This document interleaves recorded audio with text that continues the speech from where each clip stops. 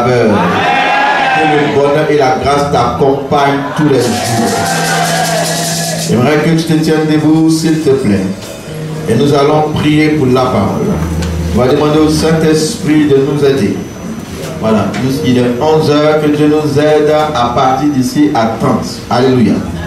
Mais il faut le Saint-Esprit. Il faut que l'Esprit de Dieu prenne le contrôle. Voilà. Il faut que l'Esprit de Dieu nous aide à dire ce qu'il a prévu dire. Tu vas demander au Seigneur de te parler et d'agir dans ta vie. Que ce temps soit un temps de gloire pour toi. Prie le Seigneur au nom de Jésus.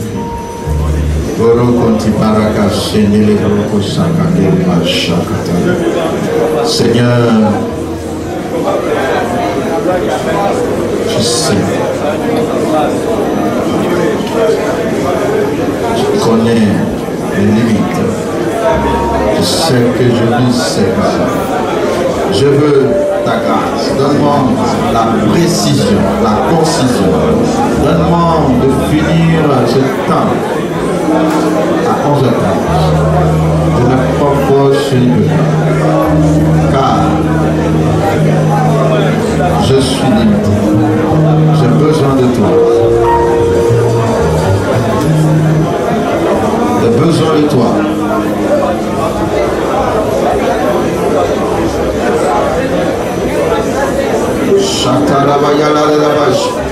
Est-ce que tu peux lever tes mains vers lui? Prie pour ta vie, prie pour ton intimité avec Dieu. Prie pour ta relation avec le Seigneur.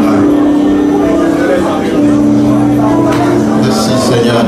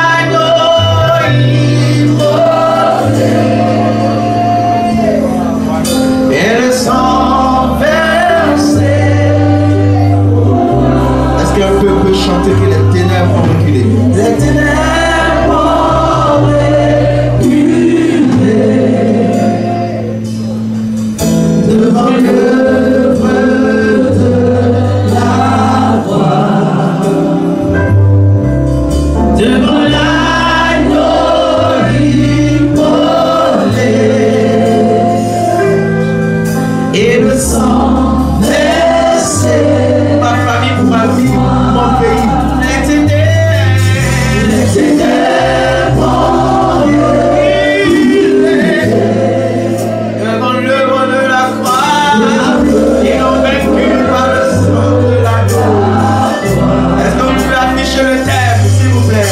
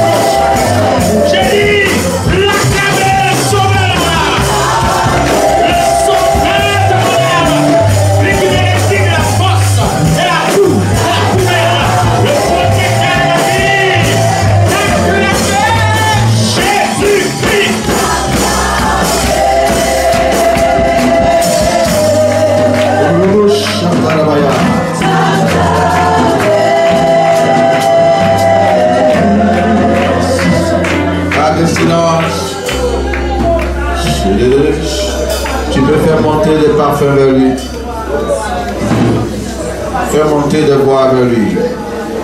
Même que le pianiste joue.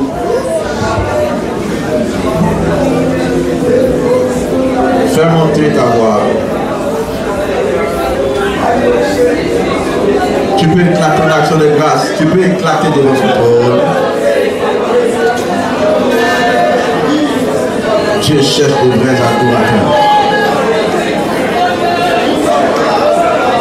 Dieu cherche de vrais adorateurs. C'est le temps de la fin.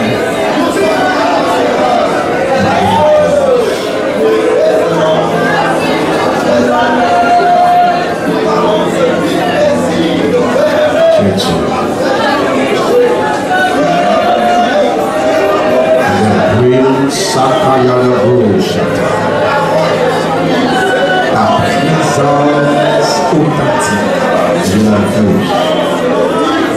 Ce temps, c'est un temps d'un pas de gloire, un temps de transformation. Une vie bouleverse, un cœur bouleverse.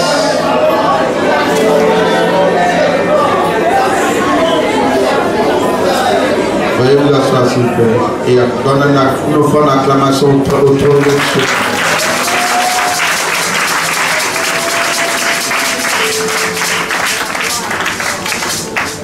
Affichez le thème s'il vous plaît et soyez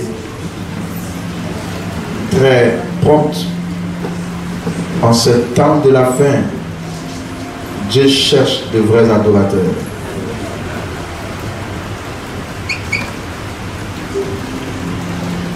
C'est le thème du jour. Premier texte, Jean, chapitre 4, verset 22 à 23.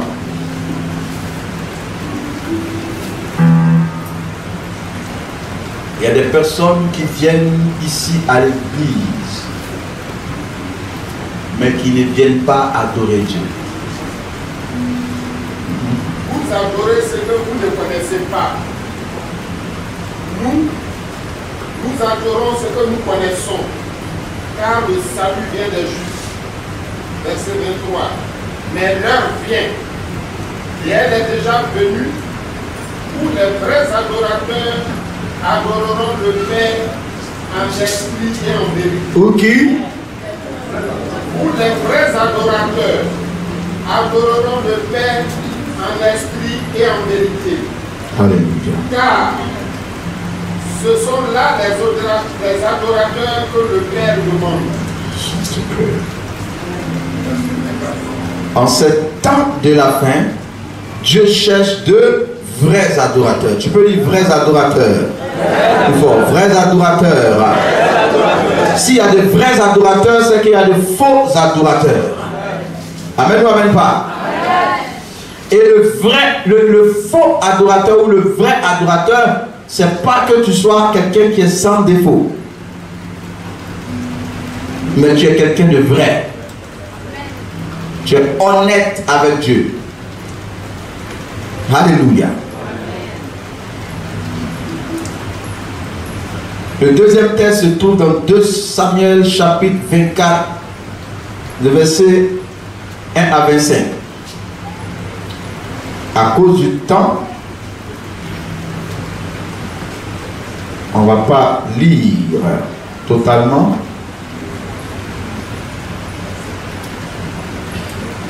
Mais bon. Alléluia.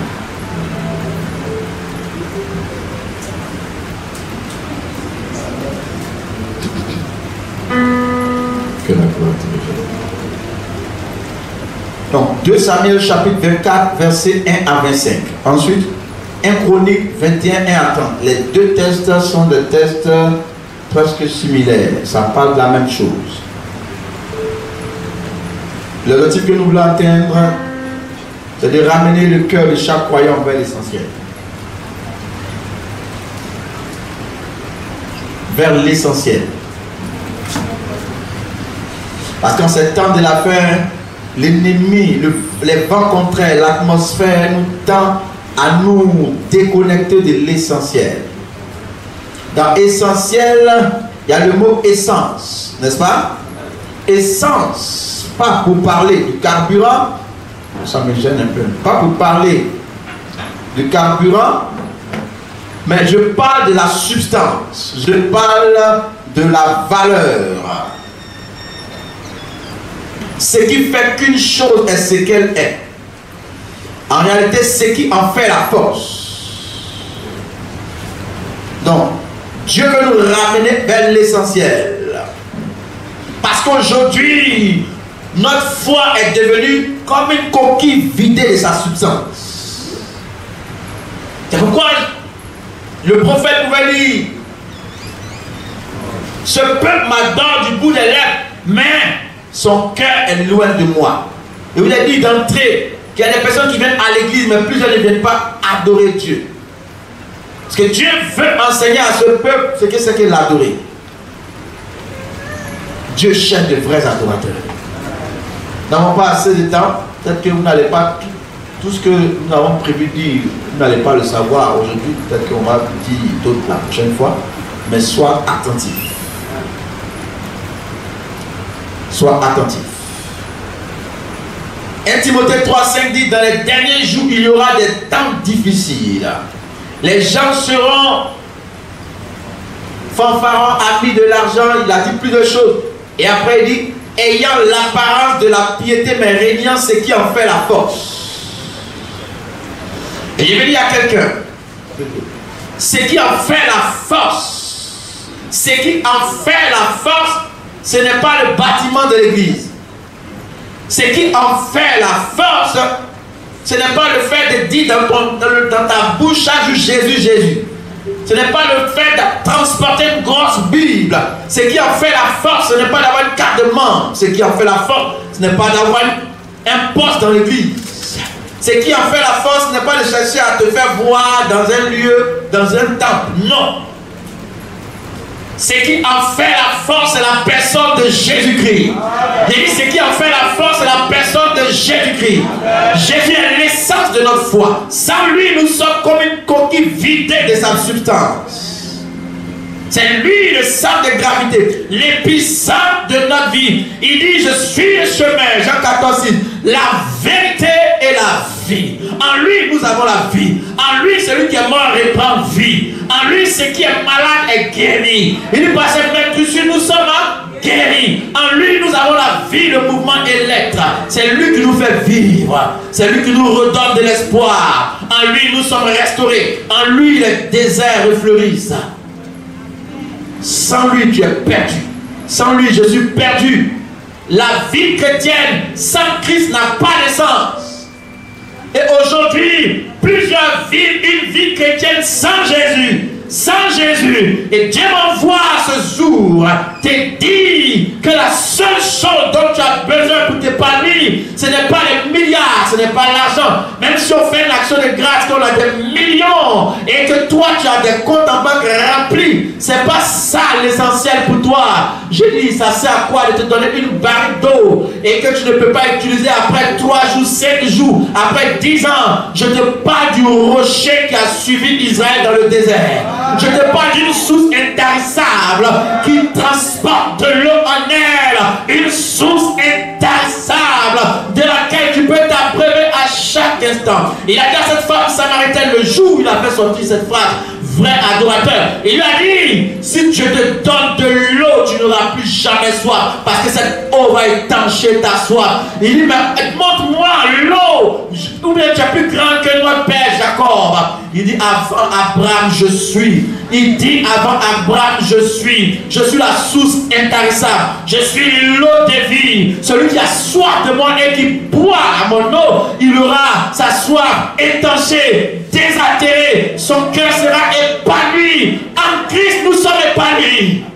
En Christ nous sommes épanouis.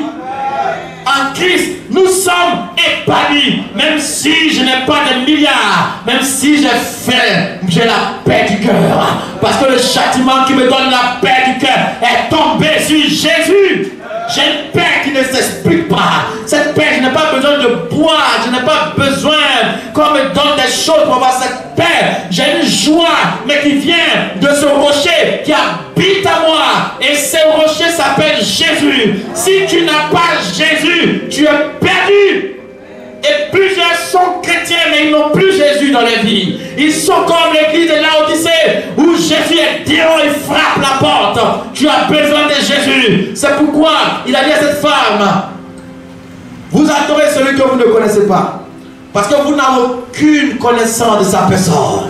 Vous ne savez pas qui il est. Quel est cet adorateur qui ne connaît pas ce qu'il adore? Vous venez à l'église, vous vous asseyez sur des bancs, vous acclamez, et dans votre tête, vous pensez que vous êtes chrétien. Alors que quand Dieu te regarde, Dieu ne cherche pas des chrétiens, Dieu cherche de vrais adorateurs. J'ai dit Dieu cherche de vrais adorateurs. Dieu même n'est même pas chrétien. Chrétien, c'est un mot que les gens ont donné parce qu'on dit qu'il ressemble à Jésus. Dieu est hors du temps. Dieu aime le musulman. Dieu fait pleuvoir de l'eau sur le méchant comme sur le bon. Dieu est hors du temps. Dieu est large. Dieu est souverain. Et Dieu est venu sur la terre. La Bible dit Emmanuel, Dieu avec nous. Il était une fois en Israël. Dieu s'est fait homme et il a marché sur la terre des hommes. Il est venu parmi nous et il s'est révélé à la personne de Jésus. La Bible dit qu'il est l'image du Dieu invisible. Si tu n'as pas sa révélation, tu ne peux pas l'adorer. Connais-tu Jésus? Est-ce que tu sais qui il est? Si tu savais qui il était et ce qu'il avait fait pour toi, ta façon de te tenir, ton impatience, tes murmures, ta façon de le considérer allait changer. Dieu cherche des vrais adorateurs. Dieu cherche des vrais adorateurs.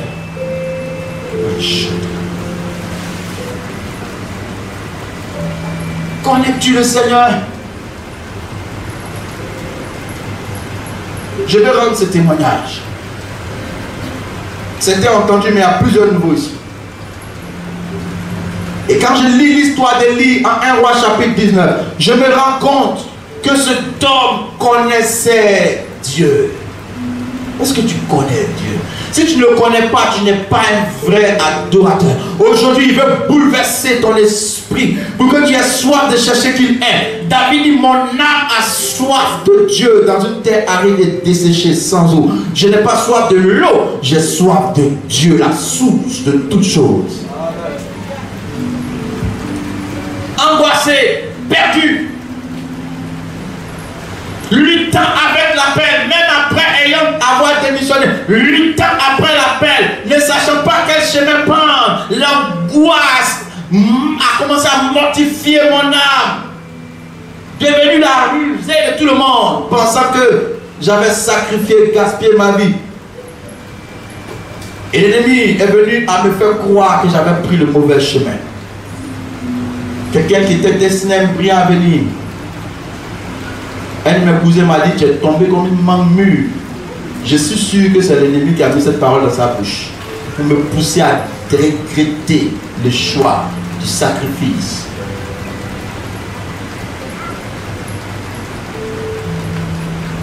Et cette nuit-là, c'était comme une angoisse, comme si j'allais mourir, comme si j'allais me suicider. C'est comme si la vie n'avait plus son sens. C'est ce qu'on appelle l'agonie. Jésus a connu ça. C'était l'agonie. Élie a connu ça. On appelle ça la dépression. C'est comme si tu vas mourir. Tu sens une pression sur toi-même. Pendant que j'étais en proie à ces choses et mon âme était engloutie, j'étais en train de m'enfoncer. Parce que servir, choisir de servir Dieu, faire le sacrifice pour Dieu est le signe le plus ultime d'un vrai adorateur. Si je peux toucher peut-être l'histoire d'Abraham.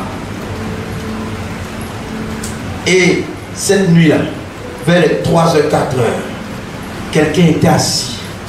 Le lit était à droite en bas.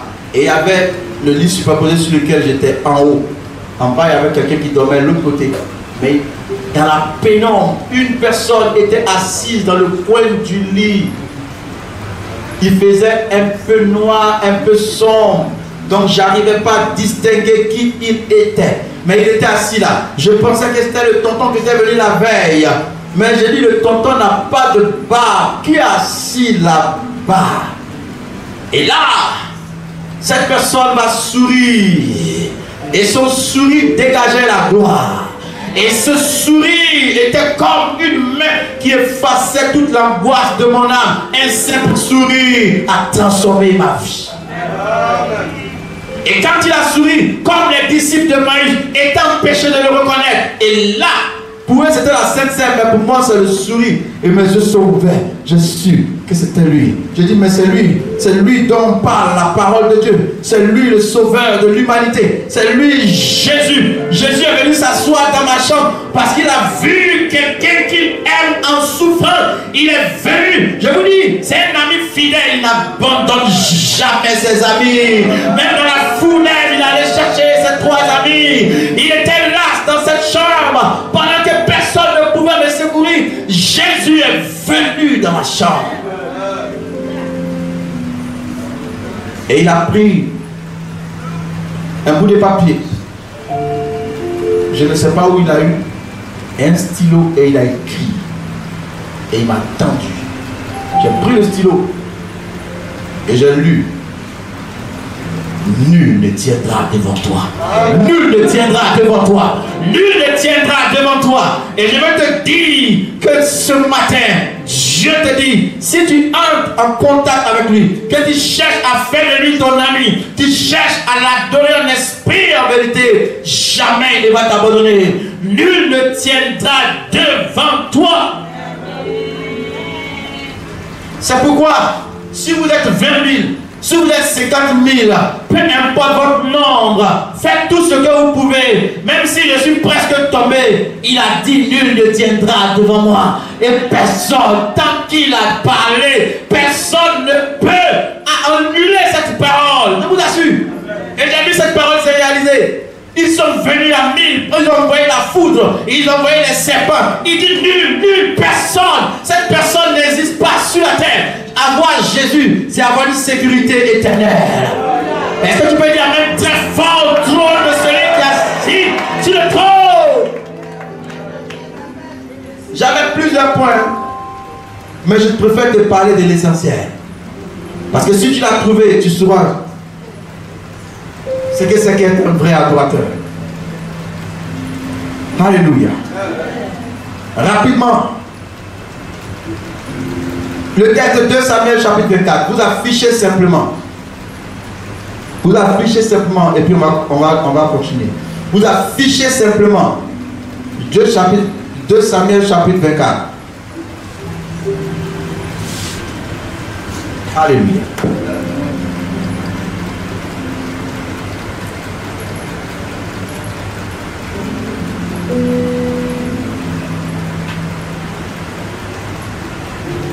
C'est bon? Amen.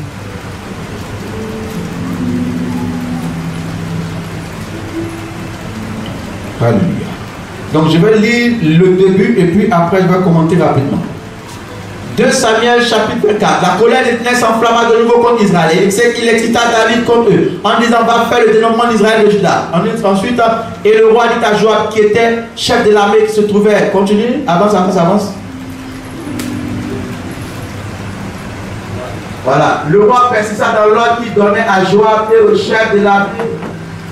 Et les chefs de l'armée quittaient le roi pour faire le dénombrement. Donc, je vais aller directement. Ouais, quand on lit le début du texte, on nous dit que l'Éternel était en colère contre Israël. Et il a excité David à faire le dénombrement.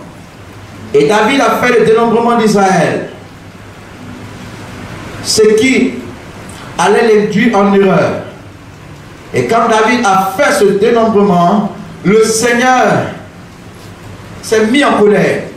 Vous allez voir au verset 10 où David va se rendre compte, affiche le verset 10, qu'il a péché contre Dieu. La Bible de l'Éternel envoya son ange parmi les enfants d'Israël et 70 000 personnes sont tombées.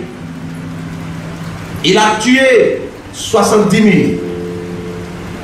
Et quand on lit le verset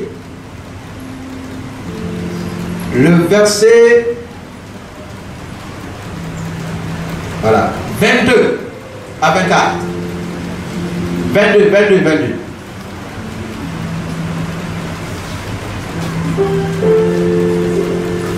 C'est bon?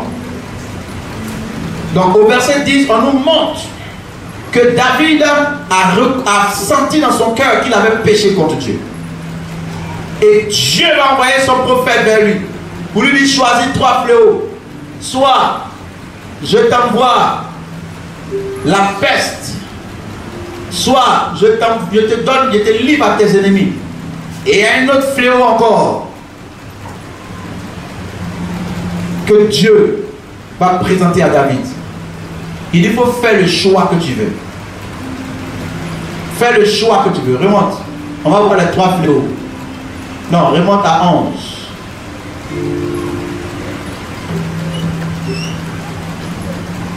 Voilà. Garde ensuite. Continue. 12. Je te propose 3 fléaux. Choisis-en un et je t'en frapperai. Continue. 27 années de famille. Ou bien 3 mois de fuite devant tes ennemis qui te poursuivront. Ou bien 3 jours de peste dans ton pays. Dieu lui demande de faire le choix entre ces 3 fléaux. Parce que le dénombrement d'Israël avait été une désobéissance envers l'Éternel. Dieu a pris cela comme si David voulait dire que le peuple lui appartenait et que c'était par ses propres forces qu'il avait réalisé ces choses. Or, Dieu voulait frapper le peuple parce que le peuple était en désobéissance. Il dit: choisis, mais garde, parce qu'on n'a pas assez. Entre les 3 fléaux choisis, David va dire que je tombe plutôt entre les mains de l'Éternel que je tombe entre les mains des hommes. J'essaie de vous expliquer pour gagner.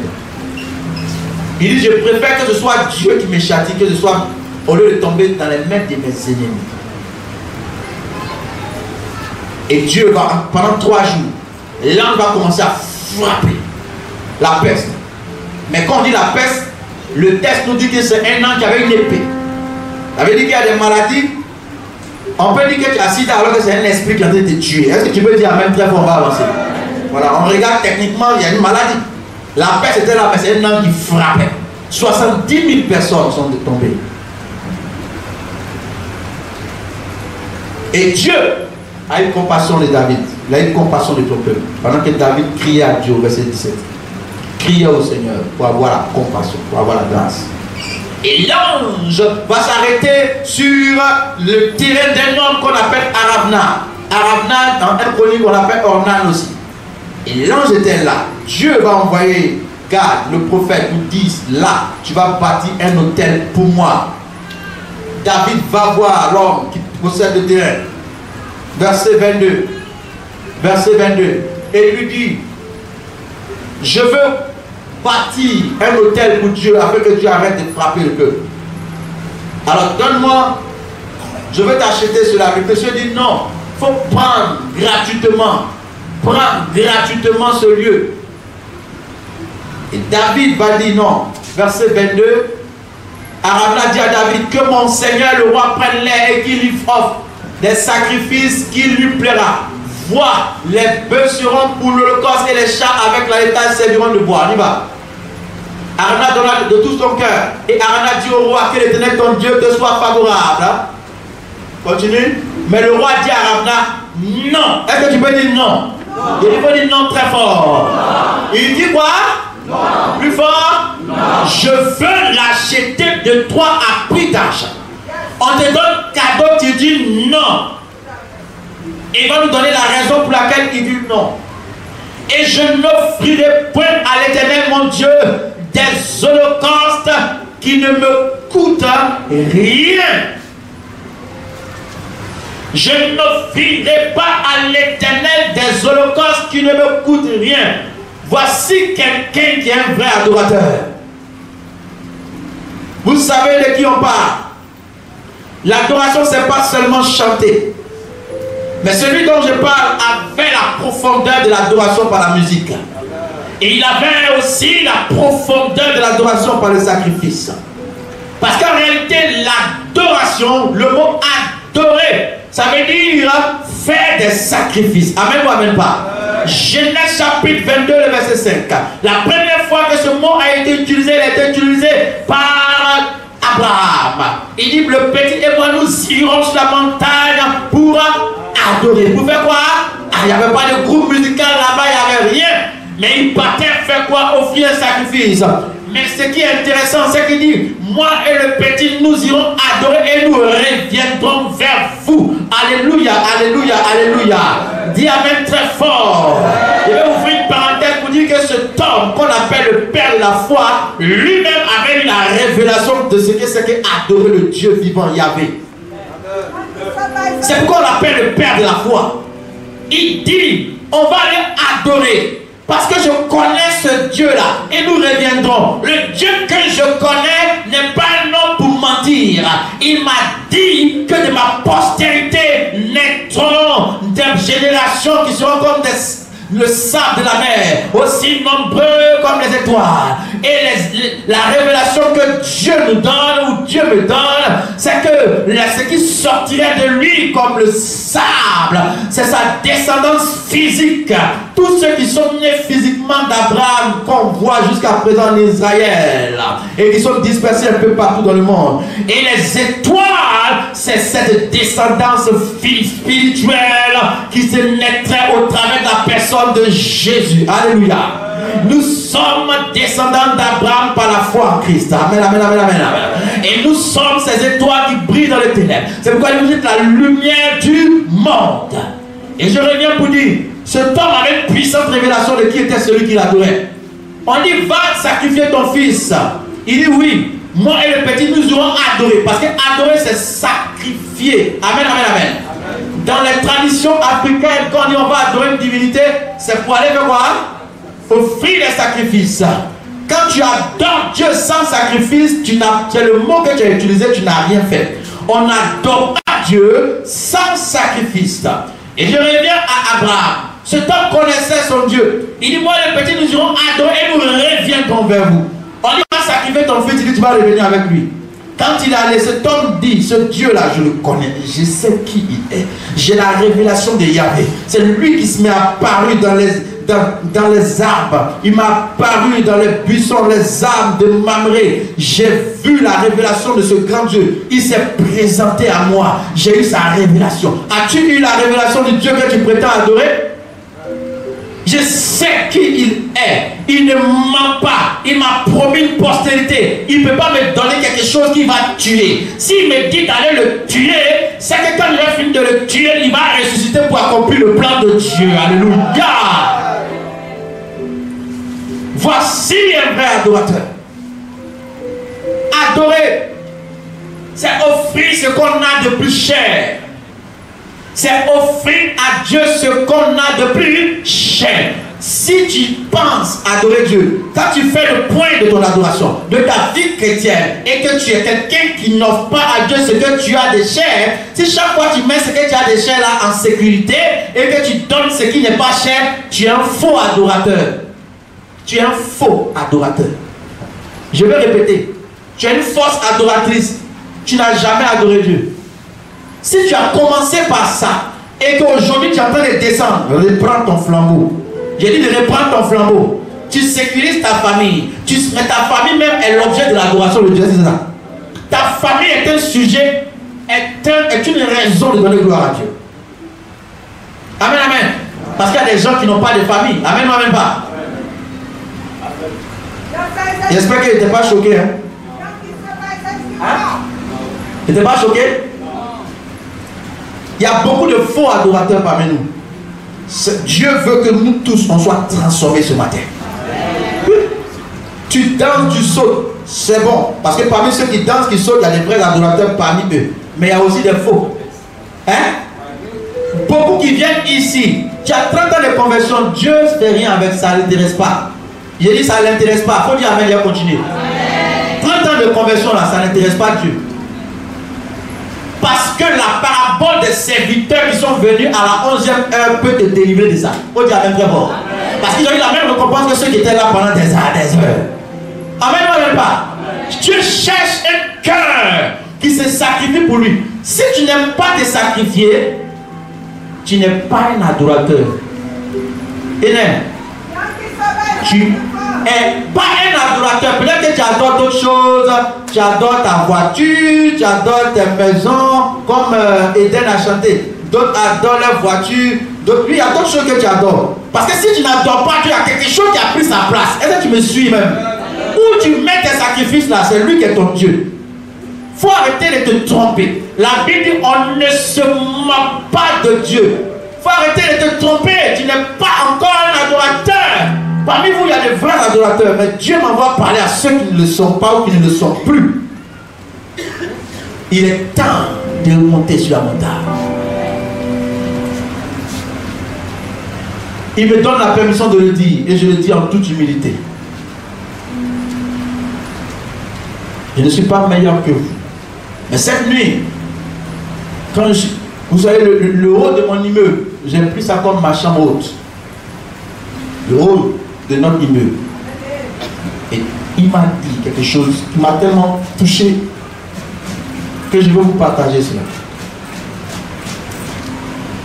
Il m'a dit, tant que tu monteras sur ma montagne, jamais tu vas descendre devant les hommes. Tant que tu seras toujours sur ma montagne, tu vas rester en haut. Tu ne vas jamais descendre. C'est un Dieu bon, je vous assure. Et pourquoi on le néglige comme ça? Et puis on fait croire aux gens. Je n'ai pas dit la perfection, hein. Je n'ai pas dit que tu es. Ce n'est pas la morale, la vie chrétienne, c'est la grâce poussée par le Saint-Esprit. Vous comprenez? Je parle des gens qui sont prêts à tout pour le Seigneur. Quand on vient au renom du soir, il n'y a personne. Tu viens, tu es à la maison. Je ne dis pas que Dieu n'est pas partout. Pendant 3 mois, tu ne viens pas à l'église. 4 mois, 6 mois. Même au travail, au milieu de Dieu, tu ne pries même pas. Tu n'es pas un adorateur. Je vais te choquer. Peut-être que tu ne vas pas croire. Mais si je dis reviens, tu n'iras pas. Ça va pas. Voilà, tu peux ne pas croire. Hein? Tu vas discuter. Mais tu seras surpris même. Tu comprends ça? La vie chrétienne, c'est un adorateur avec une divinité ou un adorateur avec son Dieu. C'est la rencontre entre Abraham et Yahvé. Et nous, on est les substituts d'Abraham. Dieu nous a montré l'exemple de ce que c'est que marcher avec Dieu à travers Abraham, à travers David. C'est ce qu'il nous a montré. Maintenant, si tu penses que la vie chrétienne, c'est être dans une église climatisée, tu es perdu. Tu es à la maison. Même si tu es occupé. Si Dieu voit que tu cries. Parce que les 3 choses qui tiennent à cœur que l'homme peut sacrifier. On est que je vous ai trahi. Hein? Pardonnez-moi. Les 3 choses qui tiennent à cœur à Dieu que tu peux sacrifier. Il a appelé les 3 T.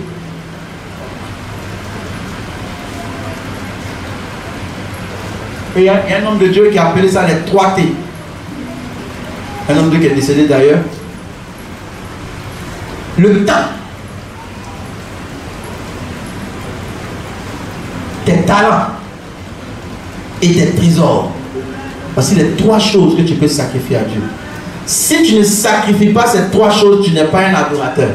Tu ne l'es pas.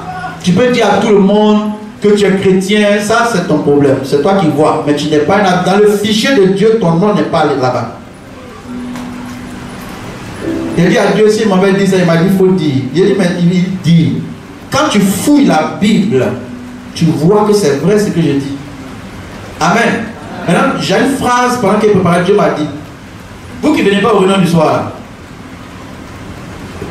il y a une fausse conception dans votre esprit que l'ennemi vous a donnée. Il vous fait croire que Dieu vous comprend. C'est faux. Qui vous a dit qu'avant que nous soyons dans les années du 18e siècle, là, il faisait comment pour adorer Dieu? C'est pas maintenant que ça a commencé, hein? Depuis Abraham. Lui, on lui demande son fils pour sacrifier. Toi, il t'a demandé quoi? Venez à la réunion du soir. Un fils et puis venez à la table. Quand tu compares, ça te paraît?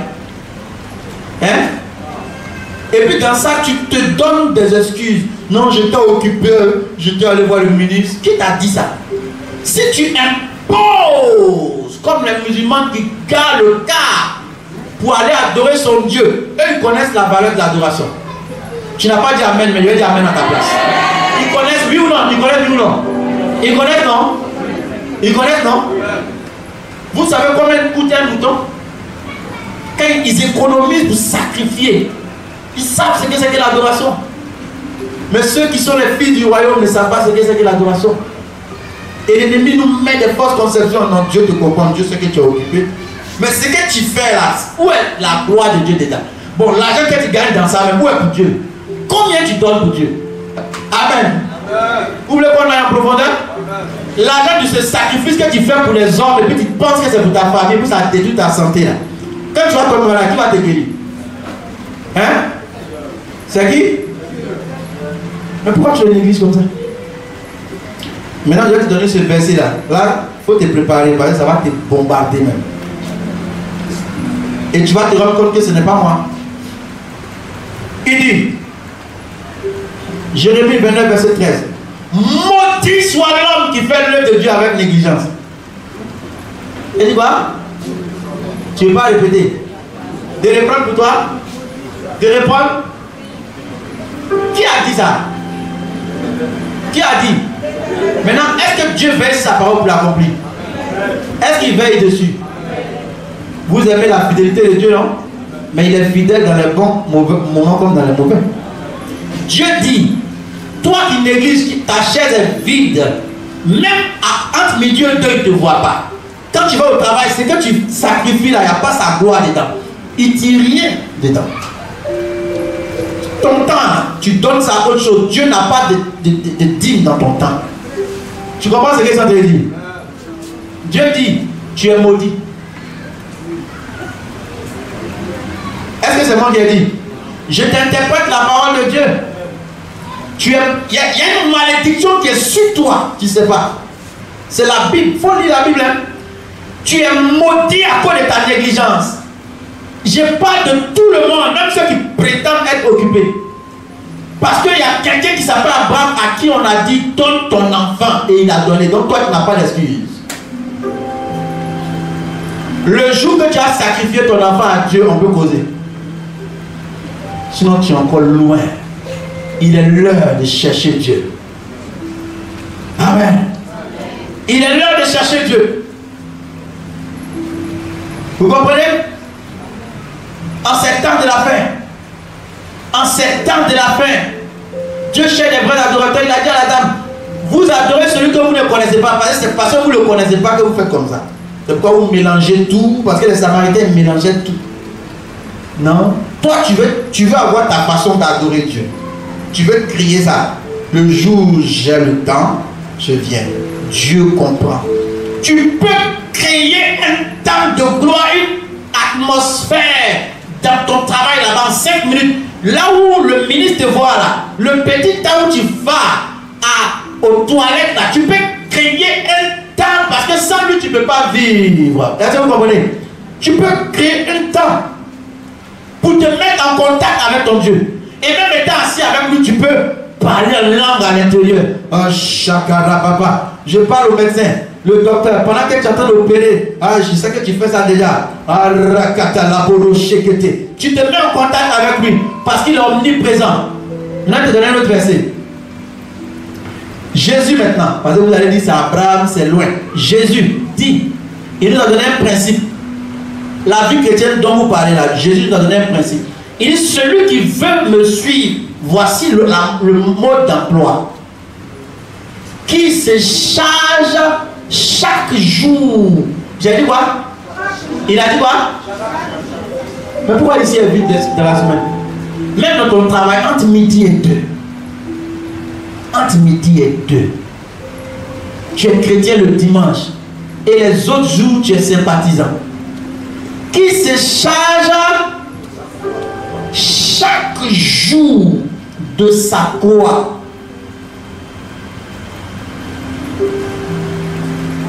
La vie chrétienne, le frère Béranger l'a rappelé un mardi, c'est une vie de sacrifice. Si tu n'es pas prêt à suivre ce mode d'emploi, tu peux retourner dans le monde. La route est là, tu peux partir.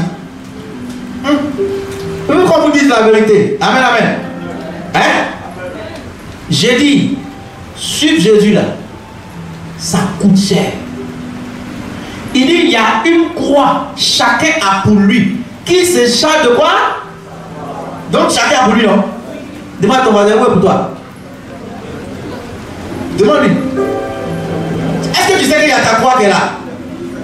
Il y a une image, un dessin animé que j'ai vu, où le gars, il marchait. Ils ont symbolisé une marche où chacun avait sa croix. En dessin animé. Ça est passé un temps sur les réseaux. Le gars, il trouvait que c'était lourd. Donc, et voilà. Voilà. Ici, pour lui, il dit, Seigneur, il faut que c'est un peu lourd. Je vais essayer de diminuer un peu. Et puis ici, vous. Mais quand il a demandé au Seigneur, lui, il pense que le Seigneur le comprend. Amen. Il n'a pas eu de réponse, mais il coupe. Mardi a sauté. Il revient encore. Il marche 100 mètres, 1 kilomètre. Il coupe encore. Jeudi a sauté parce que il est occupé. Il est occupé. Même à la maison, culte de famille a sauté. Adoration matinale a sauté. Dévotion matinale a sauté. Oh, les musulmans, ils prient 5 jours chaque jour. Il y a dit quoi? Les musulmans prient 5 fois chaque 5 fois. Eux, ce sont des vrais adorateurs, mais des vrais faux adorateurs. C'est-à-dire, ce sont les faux vrais adorateurs. Quoi. Des faux vrais adorateurs. Mais toi, tu es un vrai faux. Dis amen très fort à Jésus, acclame le Seigneur. Alléluia. Arrivé maintenant, voici un gros trou. Maintenant, chacun doit prendre sa croix pour faire comme pont. Pour passer, et puis voici le paradis. Entends, tout le chemin est sur la terre. Voici le paradis. C'est-à-dire, tu mets ta croix, tu passes, et puis c'est fini. Tu passes, les autres ont mis, ils ont commencé à passer. Maintenant, lui, pour lui, là, voici ça. Il peut faire médaille avec. Il regarde le trou, il se regarde. Il a commencé à pleurer. Et c'est la vie des chrétiens des temps de la fin. Que Dieu nous aide. Alléluia. Je vais citer les points là. Je vais juste les énumérer. Et puis on s'en va. Un vrai adorateur, quelques qualités. Il a un cœur repentant. Verset 10. David dit, mon cœur commence à battre. Un vrai adorateur, quand il fait quelque chose qui n'est pas bien, il n'est pas la paix. Mais quand tu fais, tu es tranquille. Deuxièmement, il préfère placer sa confiance en l'Éternel qu'aux hommes. Verset 12 à 14. Que je tombe entre les mains de l'Éternel. Et à la fin, on va voir que Dieu qui est digne de confiance va répondre par la foi. La Bible déclare que Dieu, avant même que David ne fasse l'offrande, Dieu a dit à l'ange, il faut arrêter parce que Dieu est compatissant. Quand tu places un vrai adorateur, quand il place sa confiance, Dieu répond. Et dans un chronique, vous allez rendre compte que quand David a fait l'offrande, le feu est tombé du ciel, comme pour Élie. Même chose. Comprenez ça? Troisièmement, le vrai adorateur, troisième qualité qu'on a énumérée ici, c'est qu'il offre toujours à l'Éternel ce qui lui coûte cher. Verset 22 à 24. On lui donne cadeau, il dit non. Dans un chronique, dans 2 Samuel, on parle de 50 cycles d'argent. Mais dans un chronique, on parle de 600 cycles d'or. Ça fait plus de 10 kg d'or. Acheter tout le contenu de l'offrande, de l'air, de tout. Il a offert ce qui lui coûte cher. Parce qu'il a la révélation de qui est son Dieu. Et il a une preuve infaillible que Dieu se laisse convaincre. C'est-à-dire Dieu est convaincu de notre amour et de notre fidélité lorsqu'on lui offre ce qui lui coûte cher. Il a dit à Abraham, maintenant je sais que tu me crains. Quatrièmement, enfin, le vrai adorateur est celui qui cherche Dieu de tout son cœur. Jérémie 29, verset 13. Et vous avez donné Jérémie 29, verset 13, je me suis trompé. Maudit soit, c'est un autre passage de Jérémie aussi. Plus tard, on va vous donner cela. Il dit, si vous me cherchez, vous me trouverez. Je me laisserai trouver par celui qui me cherche. Si vous me cherchez de tout votre cœur. Que Dieu vous bénisse. Amen. Que le Seigneur bénisse votre semaine. Tenons-nous debout.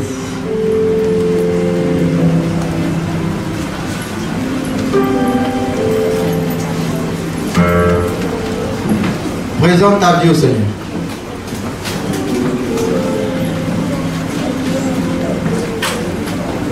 Commence à parler à Dieu.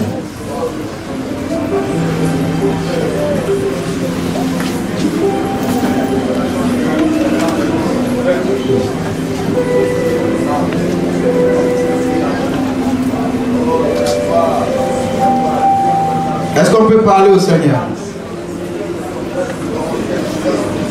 Dis à Dieu ce qui te met à cœur de dire.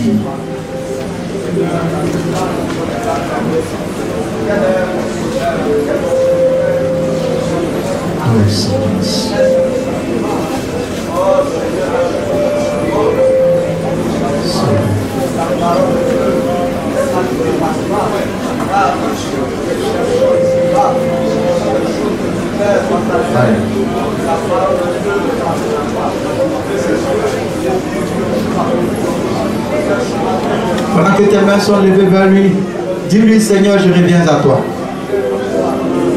Je sais que à un moment donné, je me suis éloigné de toi. Mais je reviens. Je reviens sur la montagne. Je me suis éloigné de toi, je reviens. Je veux redevenir un vrai adorateur.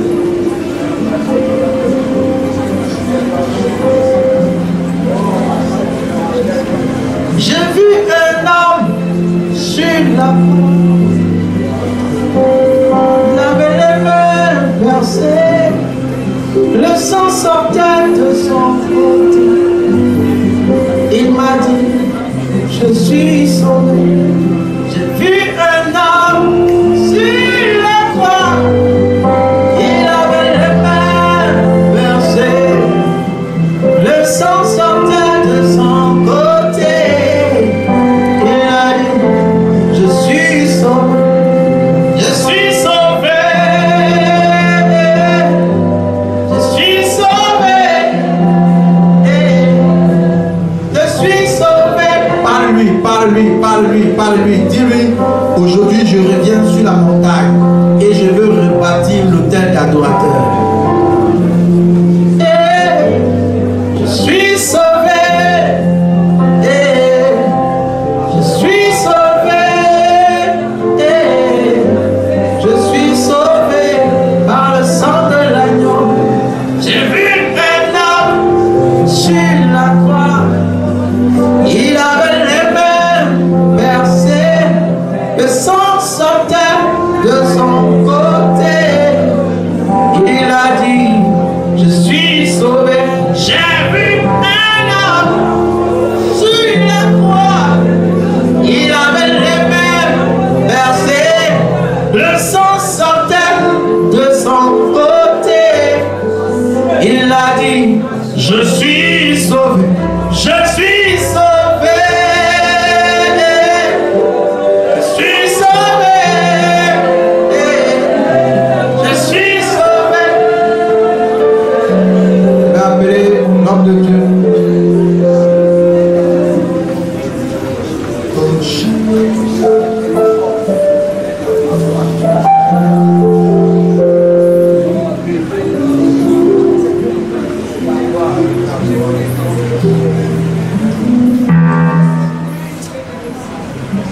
Béni soit-on notre Père et notre Dieu.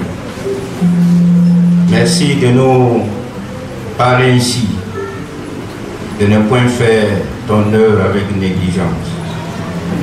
Tout ce qui est fait avec négligence occasionne des conséquences graves.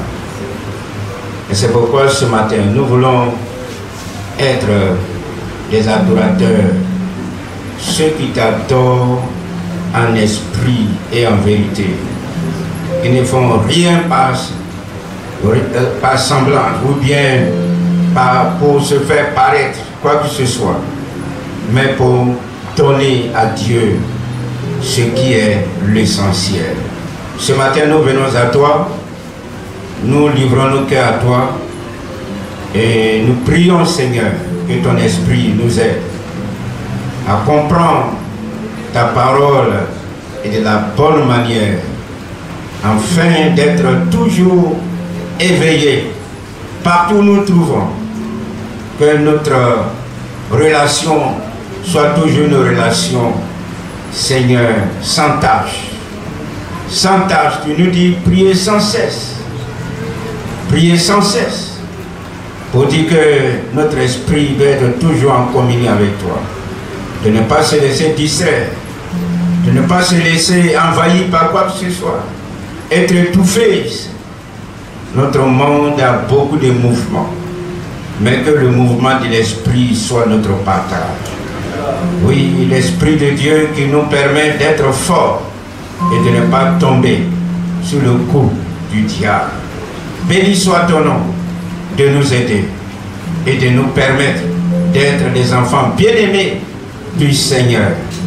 Alors que nous avons fini, alors que nous séparons dans une bonne semaine, la semaine au cours de laquelle Dieu, nous voulons être de ceux qui t'adorent en esprit et en vérité. Que le sacrifice que nous faisons, Seigneur, ne soit pas des sacrifices vains, mais des sacrifices qui touchent le cœur de Dieu. Oh Seigneur, nous voici, nous nous livrons à toi. Que la semaine soit une bonne semaine, que rien ne vienne nous empêcher de t'aimer, de rompre notre communion avec toi. Oh Seigneur, béni soit ton nom, le Dieu vrai et le Dieu véritable. Toi qui nous as aimés avant la fondation du monde, alors que nous étions encore pécheurs, Christ est mort pour nous. Quelle vie, quel bonheur. C'est en lui que nous avons tout. Seigneur, que notre compréhension de te servir soit une compréhension, ô Dieu, laquelle le Saint-Esprit chaque jour nous ramène à l'essentiel. Béni soit ton nom. Bénis ton peuple. Permets que les uns et les autres soient dans une joie en te servant. Qu'aucun ne puisse être de la tristesse, mais que la joie du Saint-Esprit soit notre partage. Accompagne chacun. Accompagne chaque maison. Accompagne chaque vie. Bénis chaque foyer. Bénis la semaine, l'activité de chacun. Père, que ta grâce, source de bonheur, source de paix, soit avec nous. Dans le nom précieux de notre Seigneur, Jésus, le ressuscité d'entre les morts. Amen. Amen. Que Dieu nous bénisse, que le Seigneur nous accompagne. Notre culte prend ici fin. Voilà. Et selon les différentes